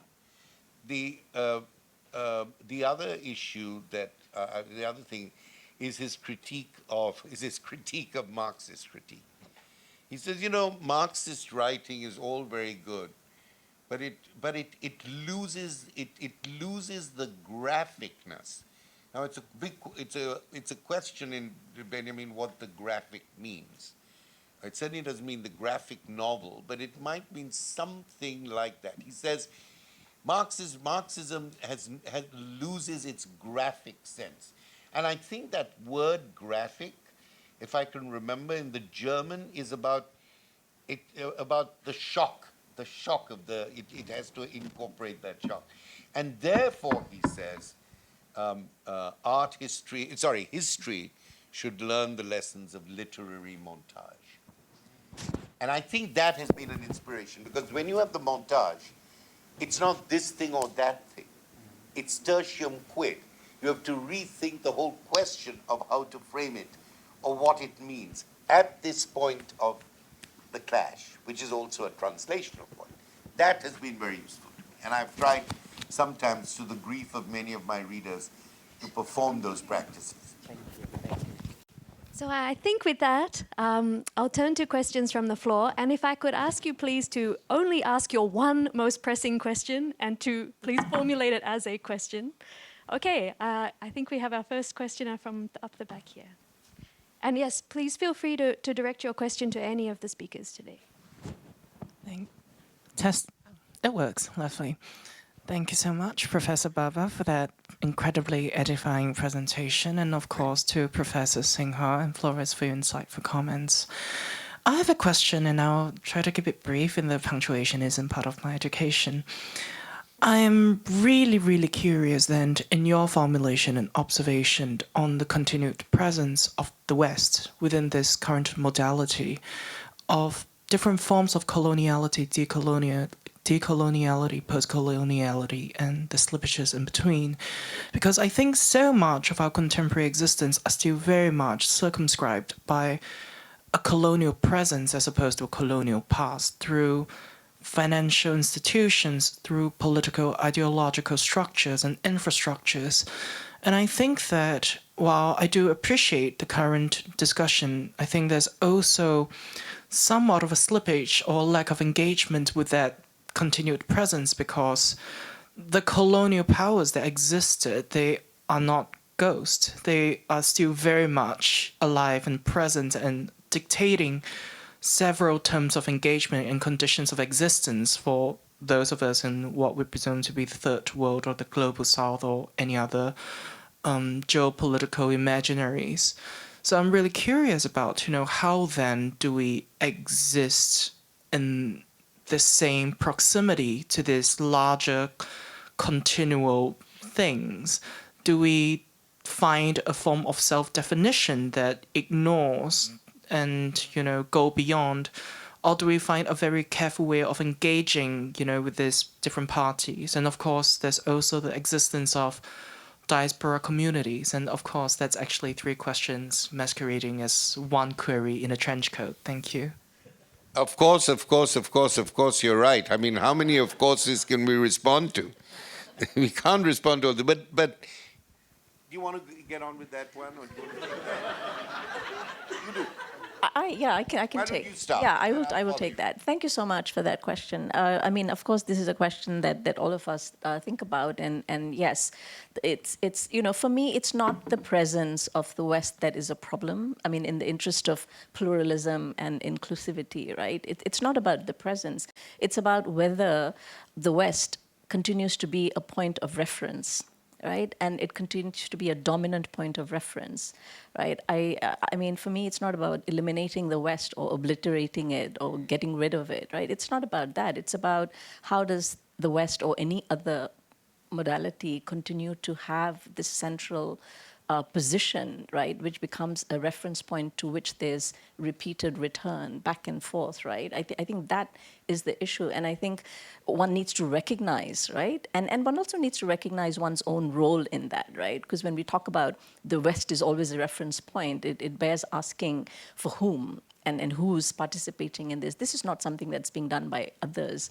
We are part of the constituency that continues to reference the West. So I think a great deal of deep self-reflexivity on all our parts would probably be a good place to begin. So it's not that the West is there. That's not a problem for me. It's how is it there, and who is continuing to ensure that it remains in place, right? And how do we decenter that? And so part of the decolonization impulse for me is about decentering, right? It's not about destroying or getting rid of things or eliminating.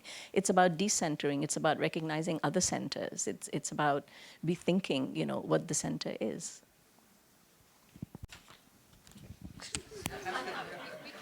If that's conclusive, we can move to another question. I'd just like to say a couple of things here. I very much agree with you. I also think that, listening to you, I wondered whether, and it's I see where you're going and what you're saying, and I've heard similar things. And I sometimes wonder whether we just need to keep referring to colonialism again. Now, the fact is that there is oppression, there is inequality. It often generates in the global south from the Washington Consensus. There's no question about World Bank, etc. But those treaties, those debts are often negotiated, by bureaucrats and politicians in the global south. So I agree with Vinita a lot that, we can't just say that this is happening because all our politicians are colonized. So I'm saying that I think the processes you are exploring about,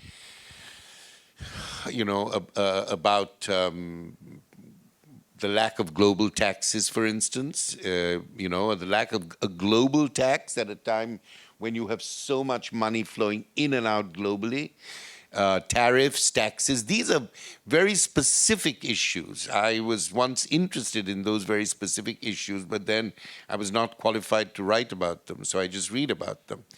But I think we need to find other descriptions of contemporary appropriation or contemporary exploitation. And it is too easy, I think, just to use the colonial model because a lot has changed with that model. I'm not saying that sometimes I think that the colonial model is in parts of the global south imposed upon not by a foreign power, but by very local powers in rural societies, and the ones that I know, where notions of caste still exist, where forms of serfdom, even certain kinds of slavery exist. But this is not, no doubt somewhere the money is coming from, and some of it might come from Washington, and some of it might come from somewhere else. So my suggestion would be only, let us try and find more specific instruments and institutions that impose the kind of carceral or inequalities, disadvantages, limitations that you are talking about. Mine is, again, a translational project here. There are certain things that function in that same way. There are other things that do not function in that way.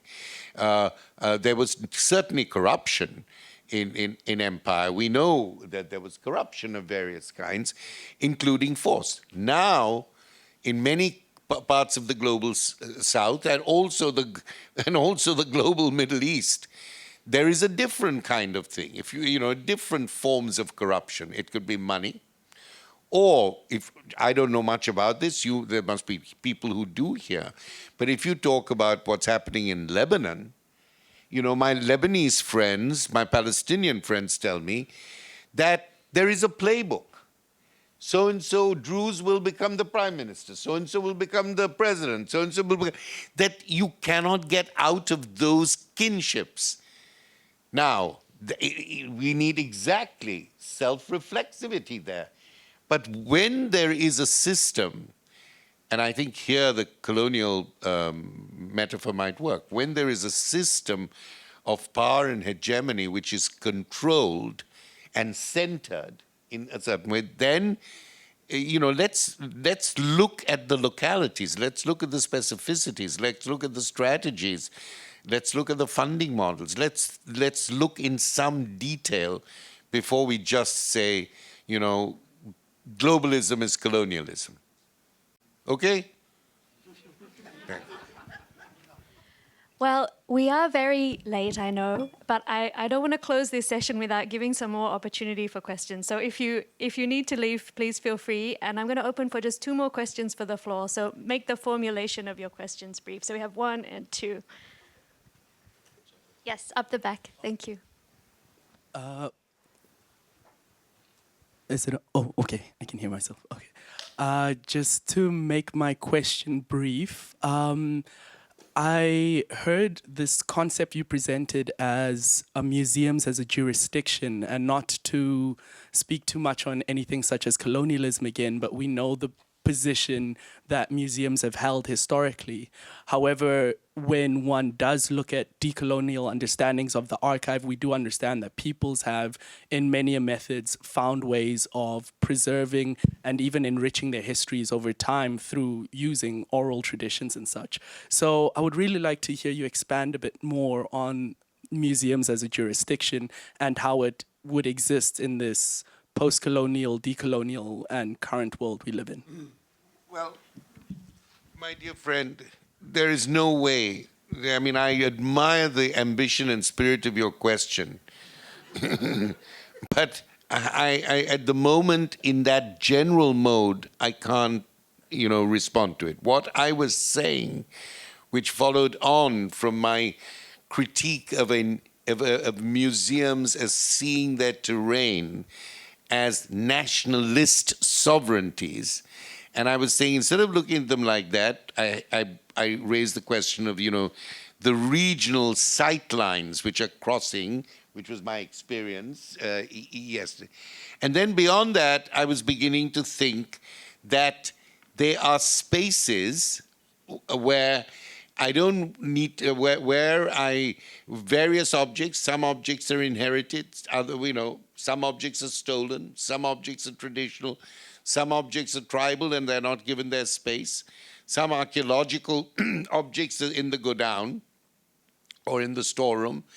So I was just saying, if we see this more conceptually as a space in the museum where there is both a kind of possible, the collection or creates a kind of world. The collection creates the world. It changes.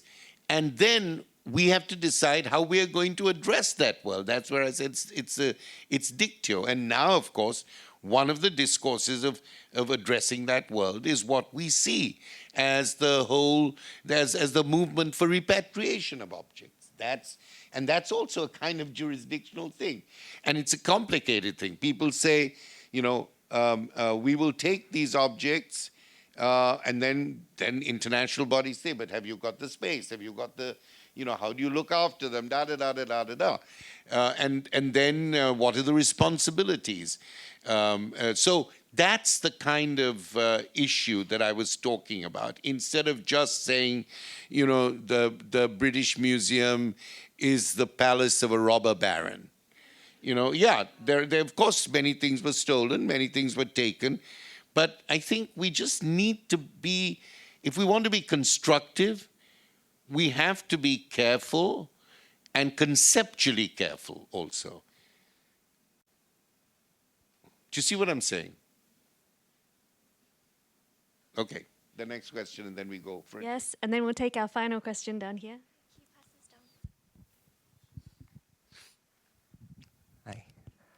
So I'd like to thank the speakers for such enlightening discussion.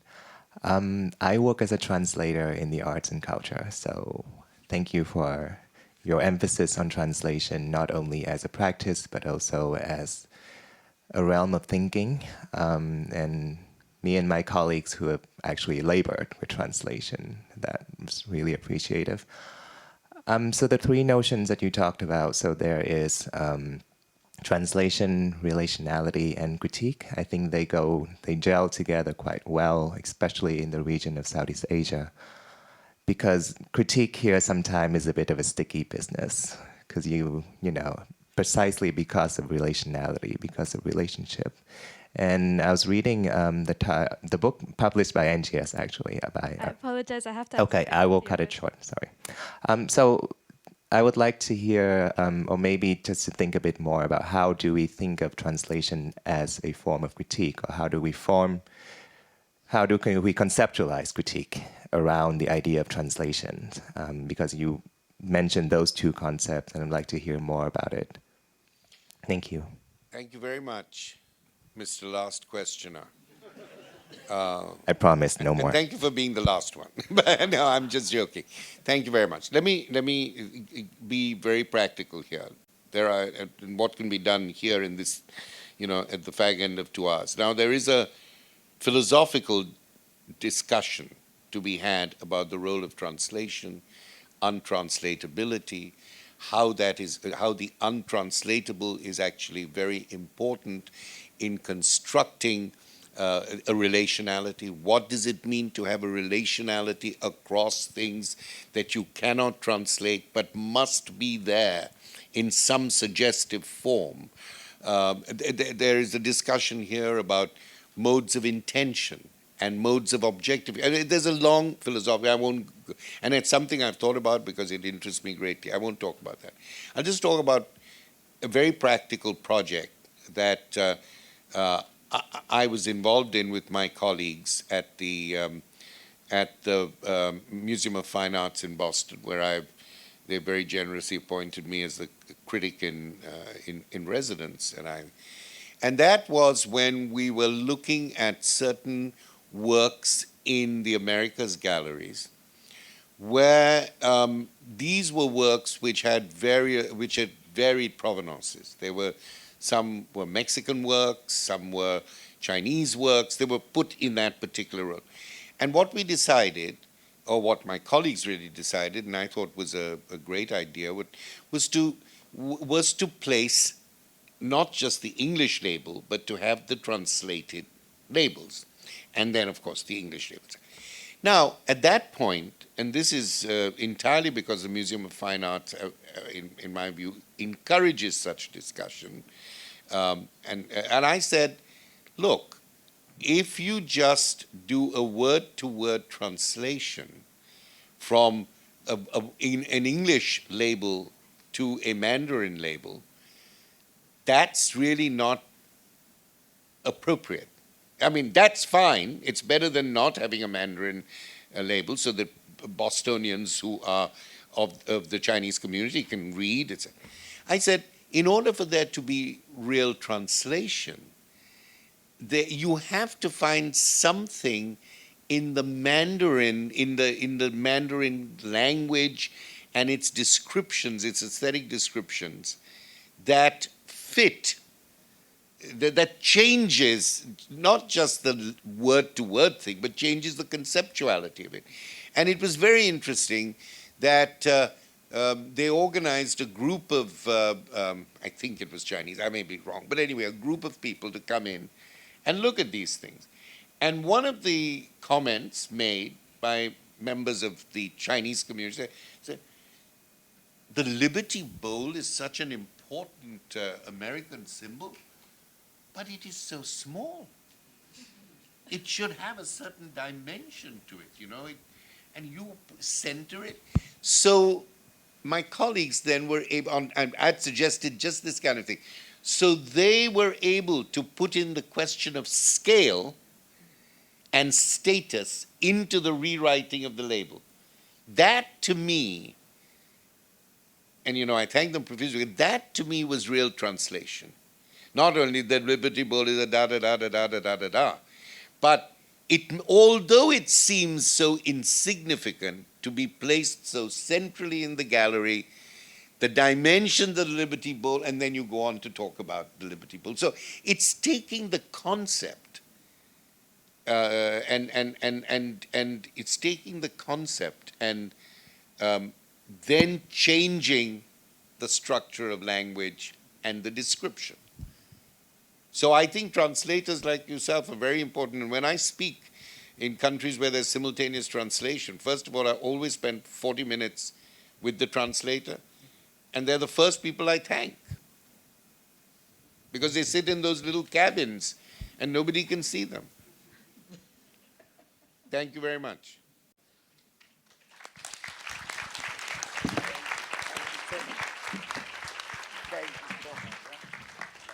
Well, thank you very much to our speakers today. In fact, we do have a final part of the program, if I could ask for your patience for one more moment.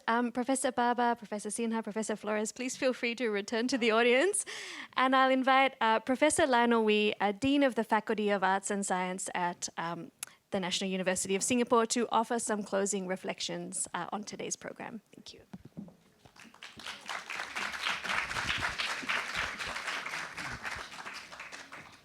no reflections. As department head, as vice dean, and now as dean, the one thing I did not like was long meetings. Another thing that I really do not like is to be the person who delays the ending of an event. So I had a 5-minute speech prepared. I think 5 minutes is still far too long. So I'm going to keep it very, very brief and apologize if it comes across as being too terse. Professor Baba, Professor Jackie Baba, Dr. Eugene Tan, colleagues, distinguished guests, ladies and gentlemen, that was the opening, right? Thank you.